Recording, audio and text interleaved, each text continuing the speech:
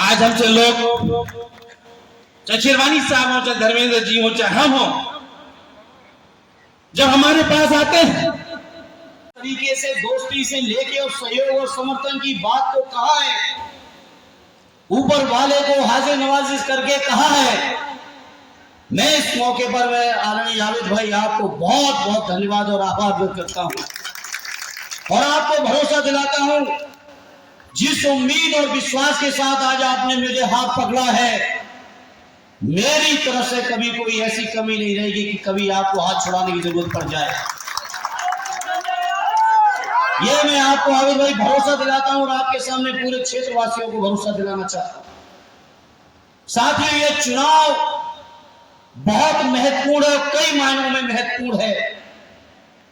RD Salim साहब भाषण देंगे, चर्चा करेंगे राष्ट्रीय मुद्दों पर, हम उस पर नहीं जाना चाहते, लेकिन आज के इस मौके पर कहना चाहते हैं यह चुनाव इतना महत्वपूर्ण है।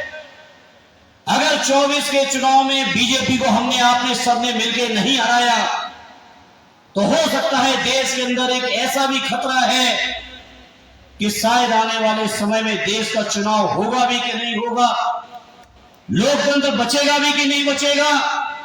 देश के संविधान जो बाबा साहब भीमराव अम्बेडकर जी ने बनाया, यही संविधान हमारे आपके बीच बचेगा या कोई भारतीय जनता पार्टी और आरएसएस की नई व्यवस्था चलेगी, इस बात का भी अभी अंदाज हम और आप नहीं लगा सकते। इन्हें साथियों, हमारे आपके सामने एक ही रास्ता है। इस चुनाव में भारतीय जनता पार्टी को हर हाल में हटाना है, हर हाल में हटाना है। कोई दूसरा रास्ता हमारे आपके सामने नहीं है साथियों। और ये हटने का शुरुआत और रास्ता हम सबके राष्ट्रीय अध्यक्ष माननीय अखिलेश यादव जी ने कई मौकों पे कहा है कि इस उत्तर प्रदेश से ही बीजेपी के लोग बने थे और इसी उत्तर प्रदेश से बीजेपी के लोग हटेंगे, ये यकीन माननीय अखिलेश जी ने दिलाया है पूरे देश के लोगों को। इंडिया का जो गठबंधन 26-27 पार्टियों का बन चुका है, उन 26-27 पार्टियों में सबकी निगाह अगर कहीं है तो आपके उत्तर प्रदेश के ऊपर और आपके नेता माननीय अखिलेश यादव जी के ऊपर है। और बदायूं वो सरजमी है जिस सरजमी को आदरणीय नेताजी ने, आरडी सलीम इकबाल शेरवानी साहब ने एक बार नहीं लगातार समाजवादी पार्टी के झंडे को बुलंदी देने का काम किया।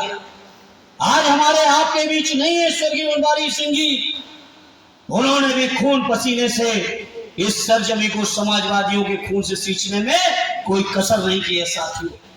जहां हमारे बुजुर्गों ने, हमारे पुरखों ने इतनी मेहनत की हो इस जिले के अंदर, चाहे कुछ भी कारण रहे हो, चाहे दुर्भाग्य रहा हो, चाहे समय का फेर रहा हो, लेकिन मेरे बदायूं लोकसभा के और बदायूं विधानसभा के साथियों, आज हम लोग जब इस मंच से, इस पंडाल से उठे तो इस बात का संकल्प लेके उठे कि हर हाल में बदायूं जीत के जाना है, ये संकल्प लेके जाना है।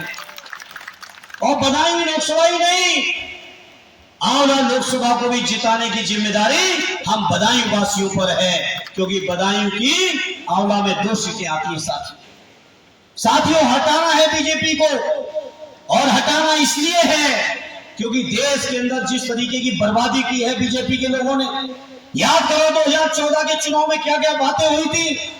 बहुत हुई महंगाई की मार, हर साल 2 करोड़ रोजगार। अभी विधानसभा के चुनाव के समय बीजेपी के लोग भाषण दे रहे थे कि 2022 आते आते किसानों की आमदनी दूनी करेंगे। आज 2023 का अक्टूबर का महीना चल रहा है, आज बताएं भाजपा के लोग कि किस किसान की आमदनी दूनी हुई है।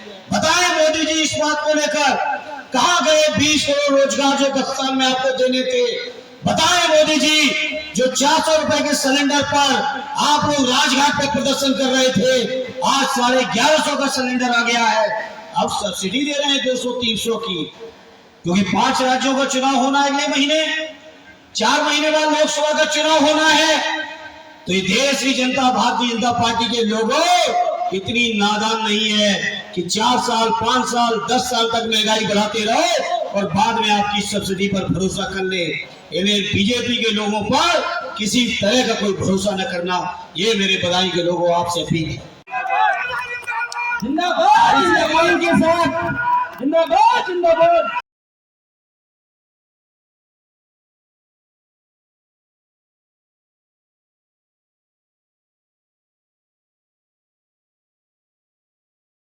नहीं मानी जाती तो याद रखना तुमसे ज्यादा दर्द उस नेता को होता है और वो अपना खुदन अपना दर्द तुमसे कह नहीं पाता। जाता हूं कि मेरी पैदाइश इलाहाबाद में हुई, मगर मेरी राजनीतिक पैदाइश बदायूं में हुई। बहुत दिया, 5 दफा सांसद बनाया, विदेश मंत्री बना, स्वास्थ्य मंत्री बना। आप लोगों की मोहब्बत, अल्लाह ताला की मेहरबानी और मुझे कामयाबी मिलती चली गई। इस दफा ये जो 2024 का चुनाव आ रहा, लखनऊ के सम्मेलन में मैंने धर्मेंद्र यादव साहब के ऊपर अपना हाथ रखा और इनका साथ निभाने का वायदा किया। बहुत लोगों के फोन आए मेरे पास कि आप क्यों बदायूं छोड़ रहे हैं, आप क्यों नहीं लड़ते बदायूं से, कौन सी ऐसी बात हो गई। ये तो बहुत अच्छा मौका है। मैं आज आपको ये यकीन दिलाने आया हूं, अगर मैंने धर्मेंद्र यादव साहब को लड़ाने का और सपोर्ट करने का फैसला किया, वो सिर्फ आपकी मोहब्बत में किया है। मैं यहां उम्मीदवार बन के आता तो बीजेपी का जो खास मुद्दा है हिंदू मुसलमान, वो शुरू हो जाता, हिंदू मुसलमान शुरू कर देते। वो उनके पास कोई जवाब नहीं है। उनसे पूछिए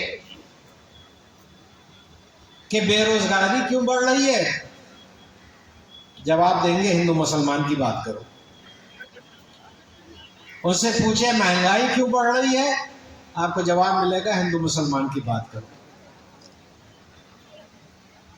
आप उससे पूछेंगे कि सिलेंडर इतना महंगा क्यों होता जा रहा है, वो कहेंगे ये सब कुछ नहीं, हिंदू मुसलमान की बात करो। कोई मुद्दा ही नहीं है, और उनका ये मुद्दा हिंदू मुसलमान का मैं बदायूं में खत्म कर देना चाहता हूं। और इस मुद्दे को खत्म करने की शुरुआत हमारे आबिद रजा साहब ने की, जब इनकी बेगम फातिमा यहां से चुनाव लड़ रही थी। मैं बहुत चाहता था कि उनको समाजवादी पार्टी का टिकट मिले, और जब नहीं मिला, ये सच्चाई है कि आबिद रजा साहब ने फैसला कर लिया था चुनाव ना लड़ने का, मगर बहुत लोग उनके पास पहुंचे और अक्सरियत में हिंदू कौम के लोग उनके पास पहुंचे और कहा आपको चुनाव लड़ना है। और मुझे तो इस बात की, इनकी फातिमा रजा के जीतने से ज्यादा मुझे इस बात की खुशी है कि बदायूं ने फिर हिंदू मुसलमान एकता का माहौल बनाया इस चुनाव में।